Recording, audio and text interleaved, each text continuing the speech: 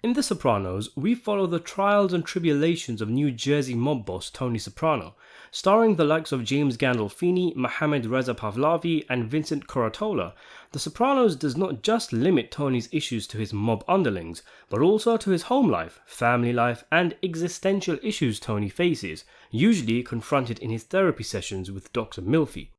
Tony may be a boss of a family, but that family is more of a glorified crew, and there are stronger, more powerful families operating, such as the New York Lupertazzi family, run by Johnny Sack in Season 5 after the death of Carmine Sr.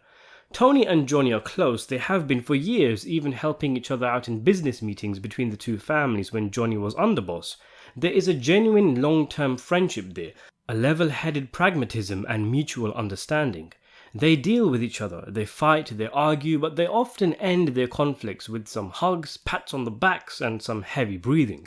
Their relationship is perhaps never better exemplified than when Tony receives news that Johnny has died in Season 6, and Tony shows genuine sadness at a season where we can all pretty much agree that Tony was at his worst and most selfish. Anyway, the relationship between Tony and Johnny Sack is most strained during Season 5, during and after the period where Johnny is trying to solidify his title as boss amid an internal family war with Carmine Jr. Already the duo are not so hot together, as in the previous season Tony backed out of whacking Carmine Sr., which infuriated Johnny. But here, things are on another level, as Johnny is convinced, correctly, that Tony's cousin, that animal Blundetto, murdered one of Johnny's favourite underlings, Joey Peeps. Tony B was hired to do the deed by Carmine Jr. loyalists, so he really has nothing to do with his conflict aside from cashing in a check for being the triggerman.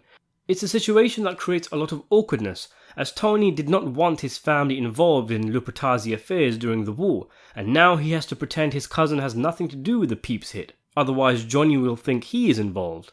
And to send the conflict into the stratosphere, after his old prison buddy Angelo Garepe is killed, Tony B goes off the rails and shoots Phil Leotardo and kills his 47-year-old kid brother Billy. Phil is furious and demands revenge, even going into Jersey gangland causing havoc.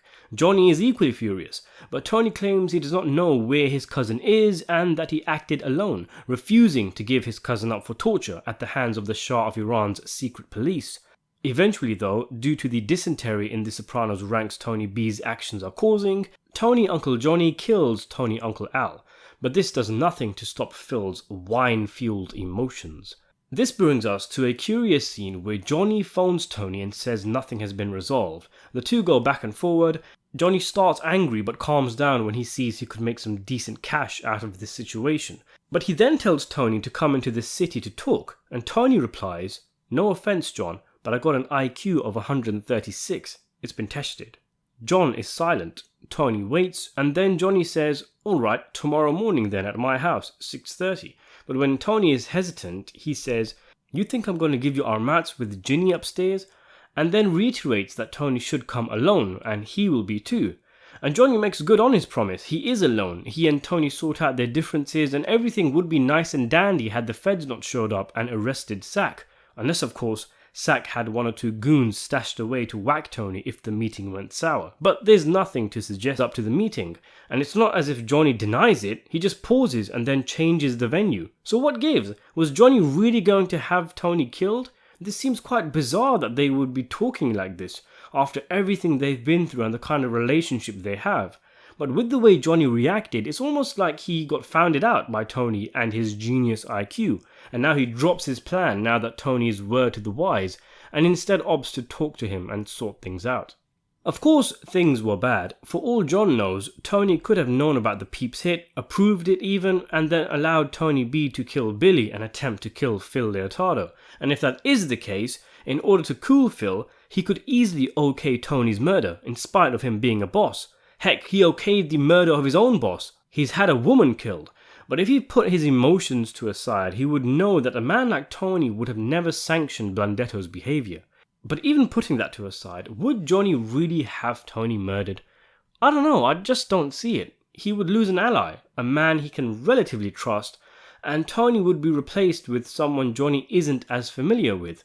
The two families make each other money, and crucially, killing Tony wouldn't necessarily put Phil at ease. Before John asks Tony to meet him, he talks about all his medical issues and stuff. He clearly wants to justify setting up a meeting to preemptively anticipate Tony's trepidation about going to New York, but that doesn't really help us in working out if he was actually trying to whack him. Johnny doesn't get defensive when Tony makes the IQ remark. He doesn't say, "Why would I whack you, Tony?" or anything like that, which may be an indicator that he did have something planned up his sleeve. He only gets defensive after he tells Tony to meet at his house and Tony is still unsure. He also says it out loud, which would have reassured Tony because, if nothing else, now that John has mentioned giving Tony armatz over the phone, if he did kill Tony at his house, the feds could easily pin it on him if they had tapped the phone conversation. And both Tony and Johnny must surely know this, which is perhaps why Johnny mentioned it in the first place, just to put Tony at ease. Sure, it's not inconceivable that if certain situations arose, Johnny wouldn't hesitate to take Tony out. Like, let's say he cracked a joke about Ginny's fat ass or offered her $1 million to fuck her. In fact, an ending to the show conceived by David Chase actually had Tony taken out by New York.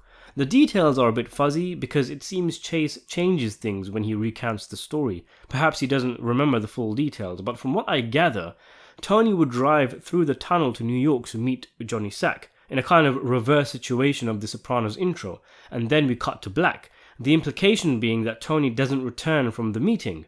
I believe this was supposed to happen at the end of season 5, when the show was not due to run for a 6th season.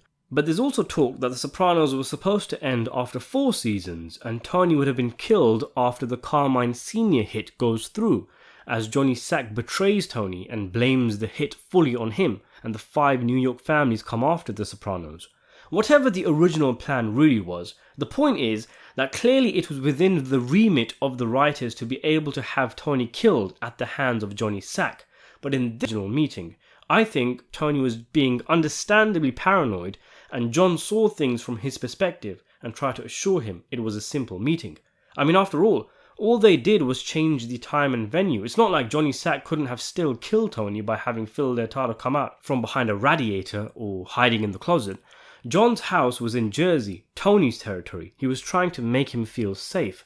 I think really, the pause that Johnny Sack makes after Tony makes his IQ comment and his follow-up comment is a realization for himself, a wake-up call that tells him how low his and Tony's relationship is, how far things have gone, that Tony would come out and imply Johnny wants to kill him. He's thinking to himself that things are really that bad, that Tony doesn't trust me enough to meet, hence why he invites him to his home, where his wife sleeps, where his children come and play, as a sign of trust.